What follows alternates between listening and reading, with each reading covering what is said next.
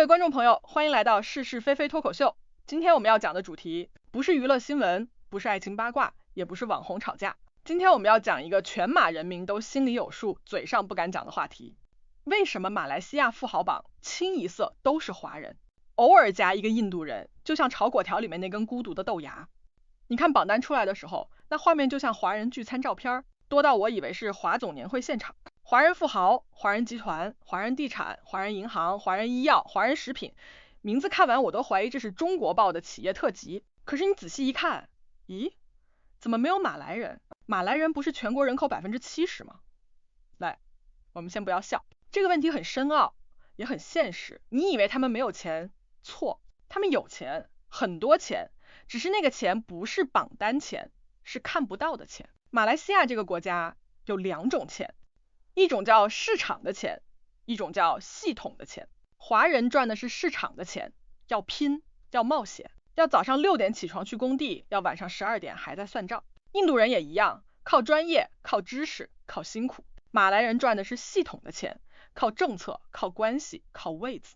你看富豪榜，华人名字一大串，因为他们的公司要上市，要 IPO， 要被审计，要交税，他们的钱是透明的钱。而系统的钱呢？你懂我懂，马来西亚的风吹草动都知道，不是不能公布，是没必要公布。马来人富豪不是没有，他们只是低调的太高调。有些人一开口就是我不需要上榜啦，我在幕后控制的公司不方便写我名儿。这句话的意思其实是我拿政府合约的，不想让你知道。你看那些搞建筑的、做军火合约的、供应石油设备的，甚至连印政府文件的公司，背后多少都有你知我知的名字。而且富豪榜有一个小秘密，它是列企业家的，不是官商。马来西亚最赚钱的行业是什么？不是制造业，不是零售业，是关系业。你有关系，你就有 contract。contract 一来，不只是赚钱，是一条龙的繁荣。有人做顾问，有人拿分包，有人做运输，有人负责协调，最后所有人都得利。可是名义上这笔钱属于公司，不属于个人。榜单要写谁？没人能写。你以为富豪榜是公平的吗？不是的，它是写谁有名字的公司，不是谁在幕后抽佣。所以你看到的只是台面上的冰山一角。我有个朋友以前做石油供应的，他说其实真正的富豪不会上新闻的，上新闻是给你看的。我说那你为什么不上榜？他说上榜要交税的，我何必？这句话太经典了。富豪榜是给投资人看的，不是给权贵看的。权贵的钱是系统内循环，不是市场竞争。你看华人要上榜，是因为他们必须靠名气，靠市场信任，靠品牌。你不出名，没人投资你；不上市，没人给你钱。而马来人某些富豪，他们的资金来源根本不需要投资人，他们有政府预算，有基金，有部门，有朋友。最精彩的是，有时候那些在台面上骂华人富豪太多的人，私下喝茶时跟你讲，其实那个榜单都是假的，我们真正的马来富豪不会公开的。我心想，那不就像隐形飞机一样，飞得高看不见。还有一个原因叫安全。有些马来富豪真的有钱，但不敢让族群知道。为什么？因为这个国家讲公平，讲帮扶，讲土著特权。如果你一旦被认定太有钱，就变成特权滥用的象征。你知道在政治圈，一句某某拿了太多 contract 可以毁掉一生，所以他们选择低调。他们不缺钱，只缺曝光。华人则相反，他们缺安全感，越公开越安心。我有一次去吉隆坡某个 club， 里面全是 Benz、Rolls-Royce、Bentley， 我走进去一看，里面坐的不是华人，全是马来人高官的儿子、女婿、孙子。他们在那边玩香槟塔，我问其中一个，你做什么生意？他笑笑说，我不做生意，我帮别人协调生意。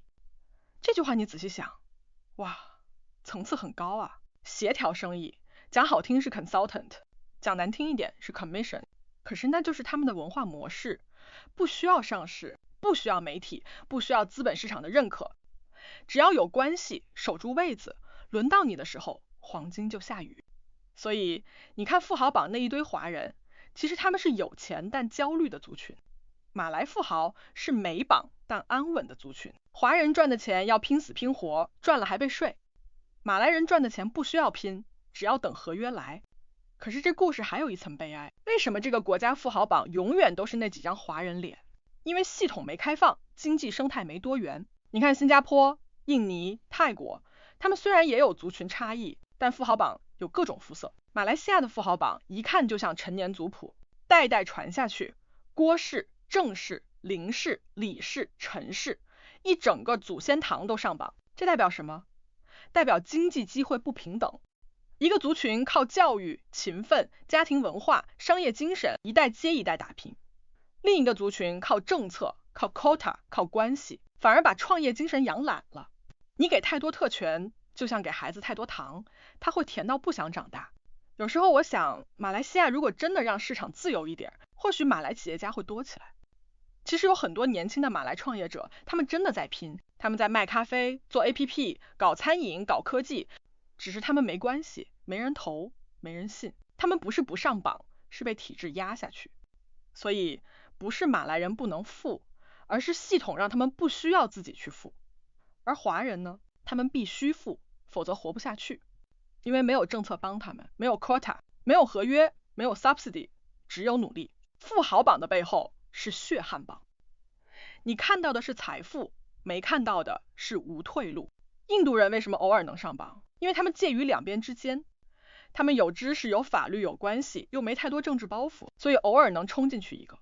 可是整体来说，这个富豪榜其实是国家结构的缩影，谁靠实力，谁靠关系。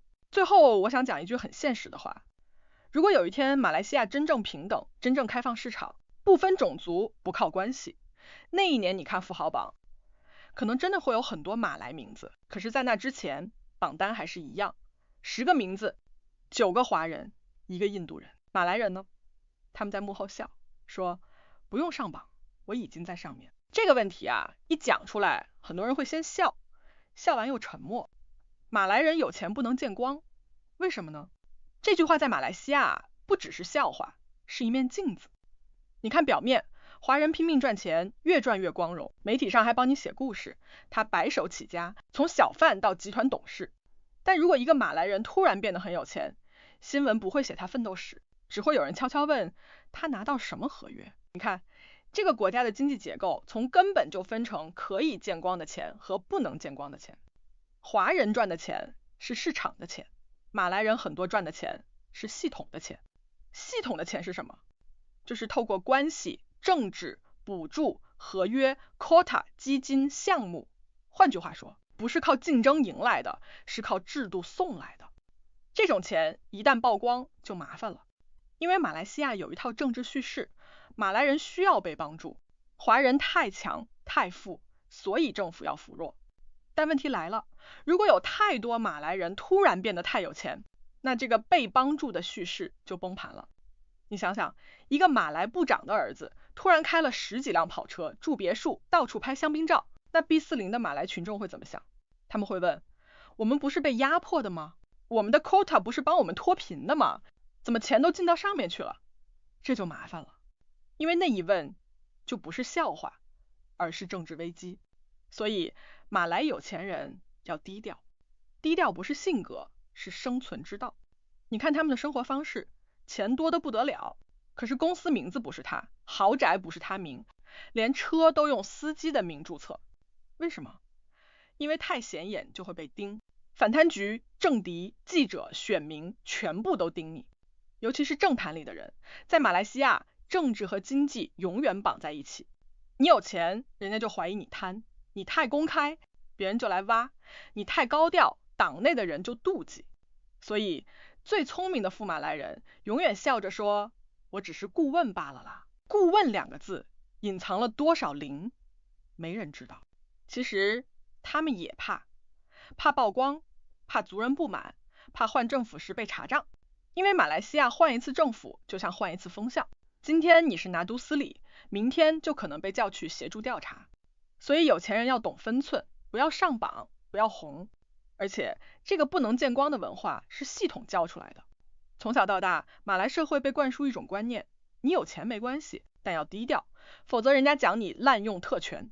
可是这就造成一个奇怪的现象，马来有钱人越多，越没人敢讲他们的名字。大家都知道他们在哪个 club 开什么车住哪区，但没人敢公开提。有一次我朋友跟我讲，他去一间高级高尔夫俱乐部，那边停着的全是马来名字的会员卡，车子是法拉利、宾利、劳斯莱斯。他说，我以为这地方只有华人。我笑说，你以为他们没钱？他们只是没形象，他们不需要形象，他们需要安静。而且他们的财富大多不是创造出来的，是分配出来的。你创造财富就要宣传自己，像华人开工厂、搞科技、做出口，你越出名越能吸投资。但你分配财富是关系游戏，太出名反而会让别人来分你那份。这就是为什么富华人出席慈善晚宴要拍照，富马来人出席就戴帽子戴墨镜。再讲一个社会心理层面的东西，族群平衡的假象。马来西亚政府几十年来维持一个政治叙事，马来人弱势，华人强势，印度人介于中间。所以当一个马来人太富，他会被视为背叛族群，因为你破坏了那种我们还需要帮助的形象。他不能光明正大的说我靠自己成功，因为那会让政策失去意义。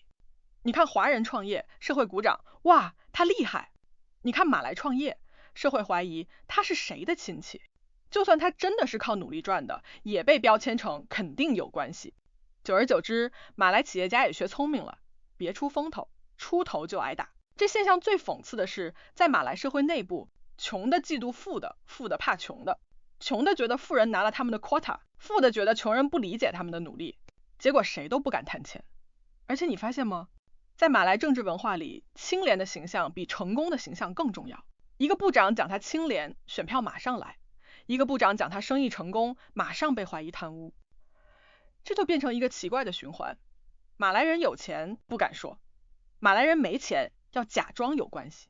但有趣的是，那些真正有钱的，其实彼此都知道对方是谁。